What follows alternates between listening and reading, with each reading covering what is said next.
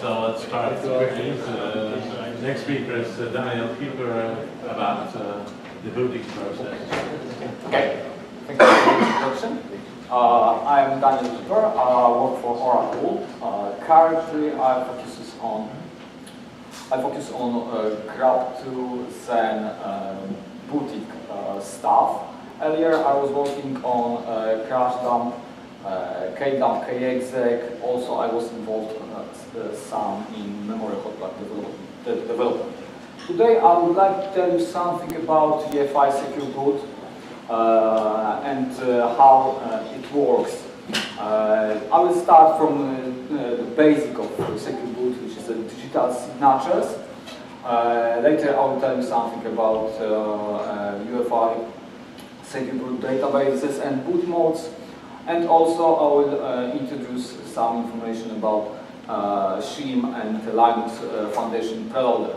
And at the end, I will show you how to configure, how to do basic configuration of UEFI Secure Boot. So let's start. The UEFI Secure Boot was introduced first time in UEFI 2.0 specification, and it is Secure Boot provides an infrastructure to verify P executables drivers and integrity before execution. This way, this process is protected against some viruses, rootkits, and other threats. Unfortunately, you are not able to do this verification on your own. What it means? It means that UEFI launched this verification during load and exec when the binary is loaded and executed. But for example, if you have a buffer or an array with the data, you are not able to use the mechanism to verify the contents of these buffers. UEFI specification itself does not impose any policies in regards to the content of P binaries. For example, it doesn't say anything on which licenses should be used to should apply to a given binaries. Some vendors, for example, Microsoft, imposes some requirements in regards to that, but I will tell about that later. So, as I said, the core thing of UEFI Secure Boot is digital signatures.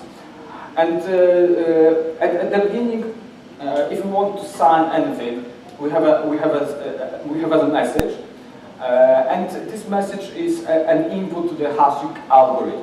And this hashing algorithm produces an hash value, which is an input to the signature algorithm. The second input to the signature algorithm is a private key. And these together produces a digital signature. And digital signature in our case is attached to the message, and this way we got a signed message. And verification process works in other way. We have a signed message, and this signed message is split into two parts. One part is a message, and another part is a digital signature which we got from the signing process. And the message is, as previously put in, as an input to the hashing algorithm, and this produces a hash value. And this hash value, together with public key, is an input to the signature algorithm, which creates and which gives information for us: is the signature correct or not? How this generic algorithm apply to do UEFI Secure Boot? So in our case, the message is a PE file which is loaded and executed by UEFI itself.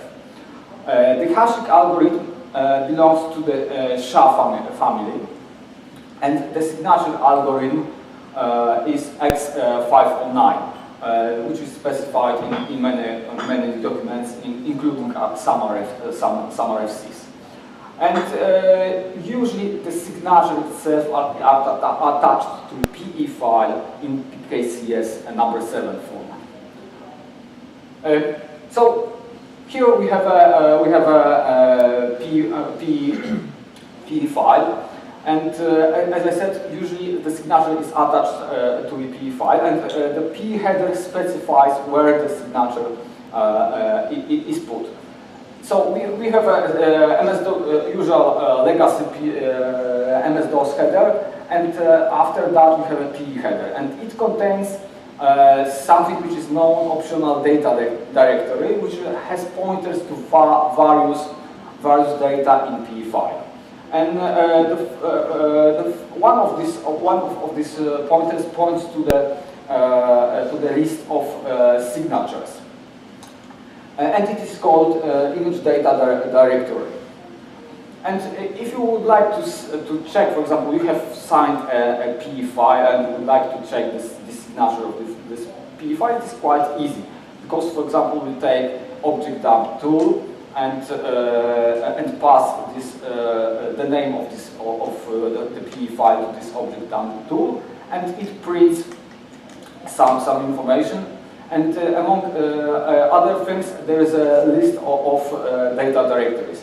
And entry number 4 contains the pointer, the first number, second number to be correct. The second number is the pointer in PE file where the signature is contained, and the third number is the length of this signature.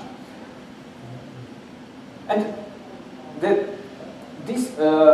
as I said, this pointer points to the structure. And in case of PKCS number 7, it is simply a structure which contains a few members. The first member is the length of this structure. There is also the version of this structure, and information about type of the signature. In our case, this is PKCS number 7. And after that, the signature follows. And if you would like to extract this signature, it is quite simple. Just you get the simple dd command and pass the information like the file name, the file name of P file, and the position of this signature, and the length of the signature itself. And simply using OpenSSL command, you are able to see how the signature looks like. Okay, let's move to the description of keys which are used in UEFI Secure Boot. The most important key is known as platform key, or PK, and this key establishes relationship between platform owner and platform firmware. So if somebody puts the public key into the platform, and then he or she is able to control how the keys, for example, other keys are updated in the platform. For example, this controls how the key exchange key is put in the platform.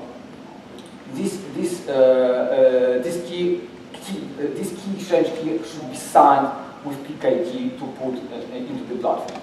The public key of platform key should be stored on non-volatile storage, which is tamper and delete resistant. The key exchange key is used usually to update, for example, the list of signatures used to sign the binaries. I will discuss this a bit later. So, for example, if an binary would like to update this database, it should be signed with the key exchange key. And as I said, this key exchange key is used to update all these databases. The first database is used to store the hashes or the certificates which are used to sign binaries which are run on UEFI platform. So if the signature, the public key is contained in this database and verification using this public key is okay, then a given binary can run on UEFI. The second database contains the list of forbidden signatures. It means that, for example, if the system finds a signature or hash in this database, it means that a given binary could not be run on this database and simply doesn't run. There are also some less used databases which contains some information about timestamps and recovery signatures, which are used to recover platform from failures. So, how the platform? What are the modes of operation of UEFI Secure Boot?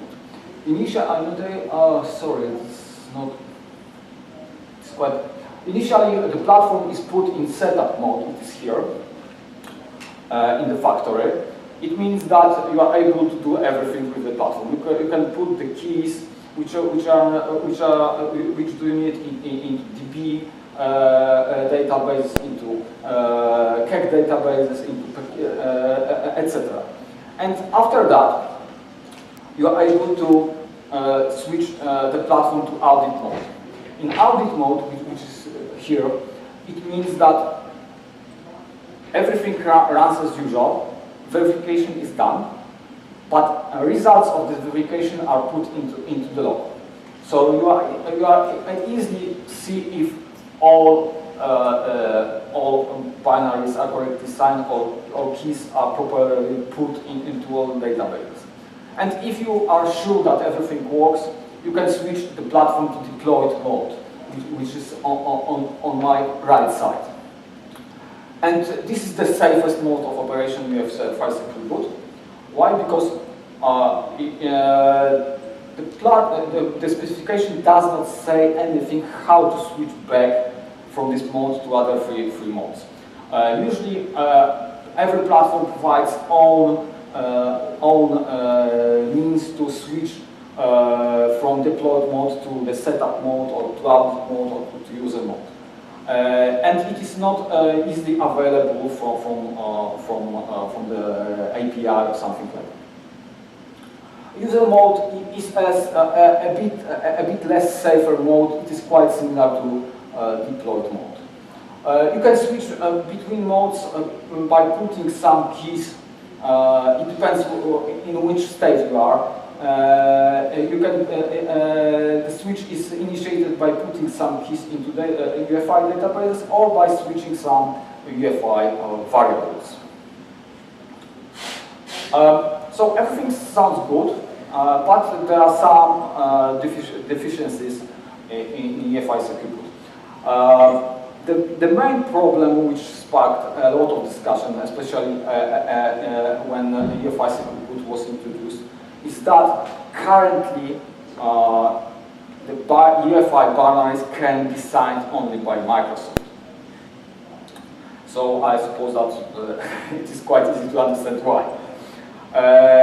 It changes slowly because, for example, some more and more companies which provide some hardware, for example, Oracle, also provides platforms with own keys in these platforms and OSs signed with own keys. For example, as I said, Oracle do that. Signing process is cumbersome and lengthy. First of all, if you would like to ask Microsoft, in this case, to sign a given binary, you have to provide a source code, and additionally, the requirements. One of the requirements is that it shouldn't be under GPL license. So it is one of the requirements. Additionally, it takes a lot of time. And as I said at the beginning, the problem is that you are not able to do verification of an arbitrary buffer of file using UEFI Secure Boot infrastructure. It is tightly linked with load and execution phase of UEFI binaries. And the last but not least, NLUUG signatures are not supported. So Matthew Garrett provided one, currently the most common solution which is used in all major distros. This is called shim. It is just simple PE application whose sole purpose to be a minimal bootloader, which loads, verifies the integrity, and starts a full-blown bootloader or NOS kernel.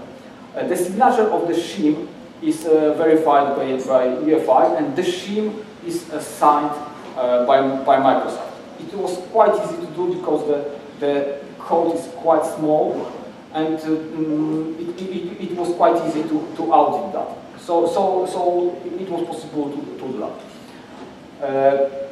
Then after that, shim is able to verify the signatures and hashes looking, first of all, into UEFI Secure Boot databases, known as DB something. And also it uses own machine owner key database. And there's a third option, also the binary, the shim binary is able to look into itself, exactly into the section we called vendor cert. And this section contains the public key of a given distro. For example, Oracle provides shim with own public key in this section. And after that, for example, when GRUB2 loader is loaded, GRUB2 loader is loaded or kernel is loaded, these two things are able to verify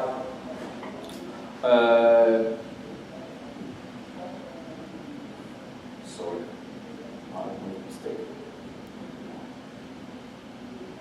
Yes, as I said, the GRUB2 is able, for example, to verify the kernel using the protocol provided by shim, which is known shimloss. Shimloss protocol itself is not called or used in any way with UEFI load exec functions. And as I said earlier, shim is provided by major distributions, Linux distributions. Similar solution was proposed by Linux Foundation. It is called preloader. And the role is the same like the shim, but it was designed in a bit different way. In general, the preloader hooks into the internals of UEFI using platform initialization interface. So this way, it is able to provide the verification mechanism which is compatible with load and exec functions of UEFI, but unfortunately, it is completely valid to provide an UEFI specification without using and providing platform initialization interface.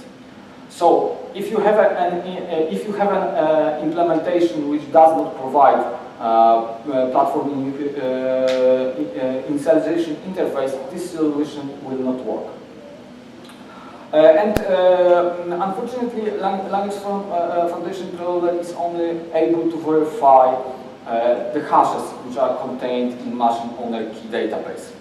There were some plans to merge the functionalities of the shim and the preloader, but I don't know what happened in that case. And this is provided by some distributions, but it is less common than shim. So how this works with GRUB2 and Linux kernel.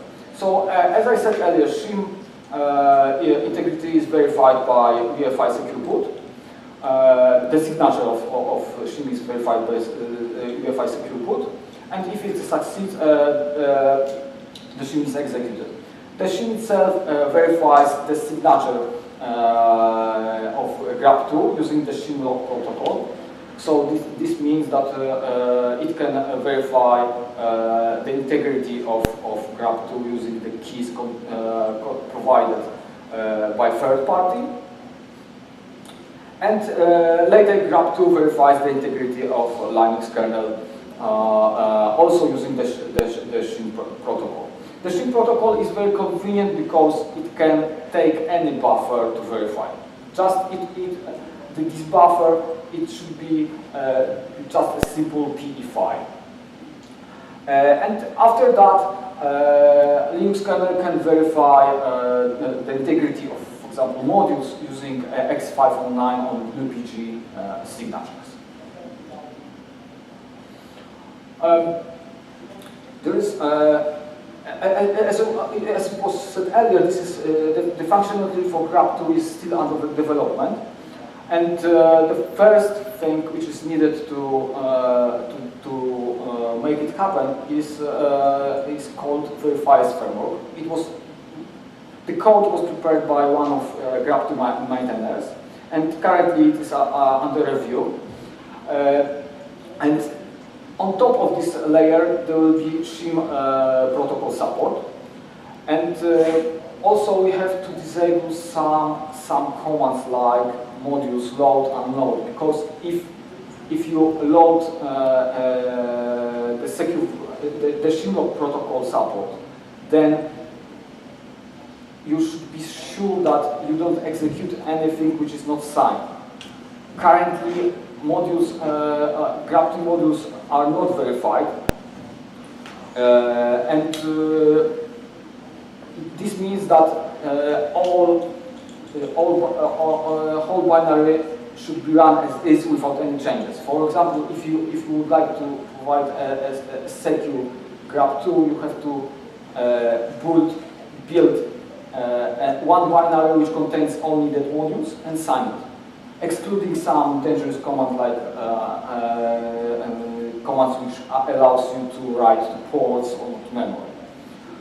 And the patches are posted on the list, and the shim protocol verification code which is used currently in most distros and which uses the Linux EFI command is not based on code which is discussed upstream. But we hope that it will change. Sorry.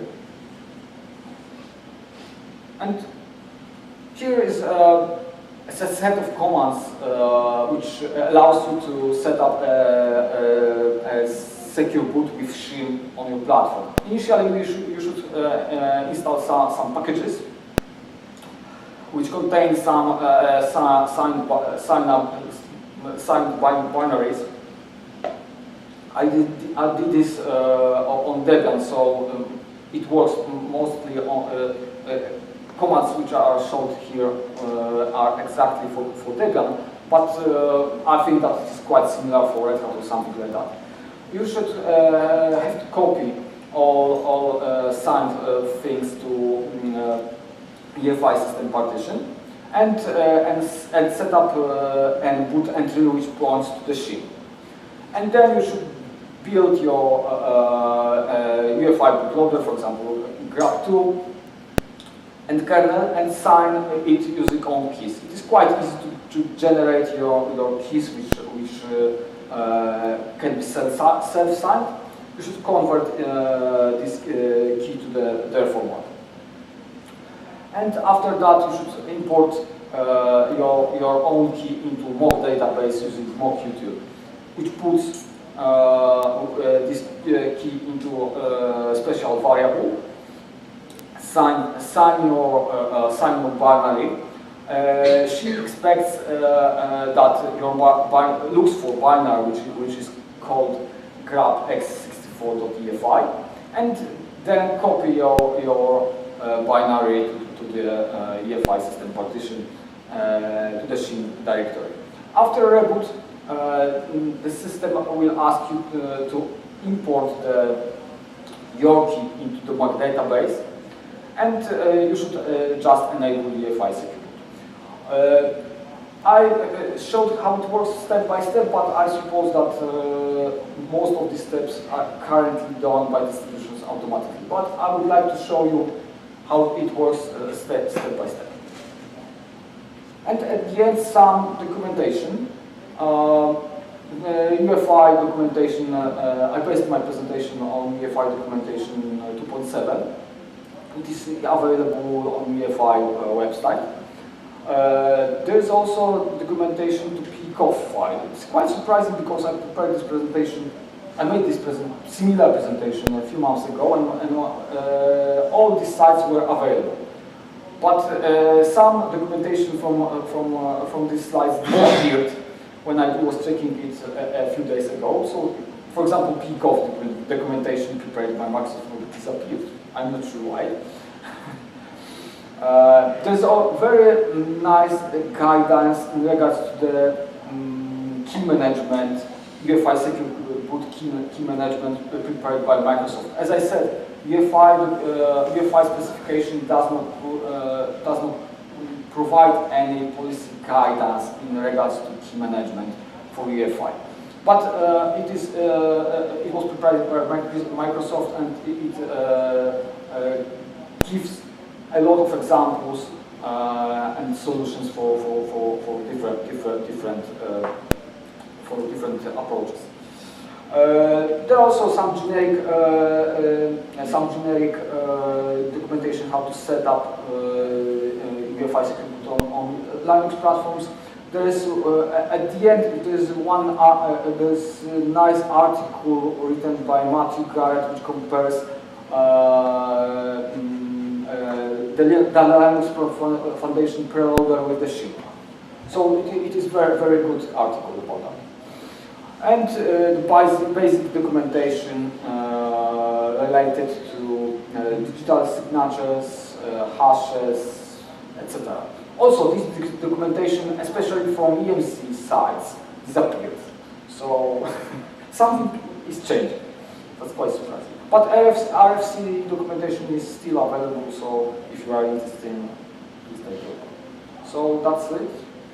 Questions?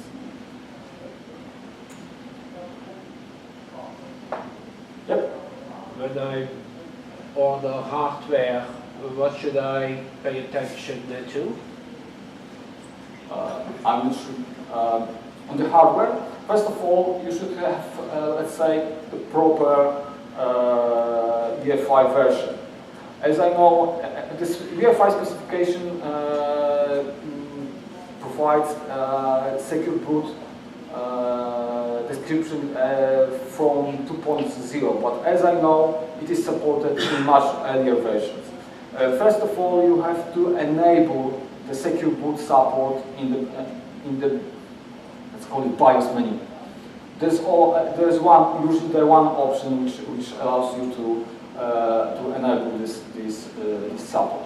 Also, most platforms, most x86 platforms, provides you a chance to update the public keys which are used to verify PE signatures. So you are able to, for example, remove the Microsoft key and put your own key into the platform and change the verification. But the most important thing currently is to enable the Secure Boot support into the platform. And most platform provided and sold currently has UEFI Secure Boot support. Thank you. Yep. Do you know if they're supporting KEMA? For KEMA, the QM? QM exact. In case of QEMU, there are two things. One is OVMF, and you should take the latest one.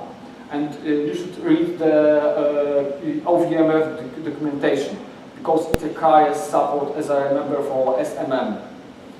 So you have to pass a special command line with arguments to enable SMM mode in QEMU. But the latest QEMU which I tested, it was 2.9 or 2.8, it supports the SMM mode. And then it works out of the box. As I remember, by default it contains Microsoft public keys. So that would be a good platform to play around with. Yeah. So it is quite easy to set up. And there are some, if you look for OVMF and YAML core, you are able to find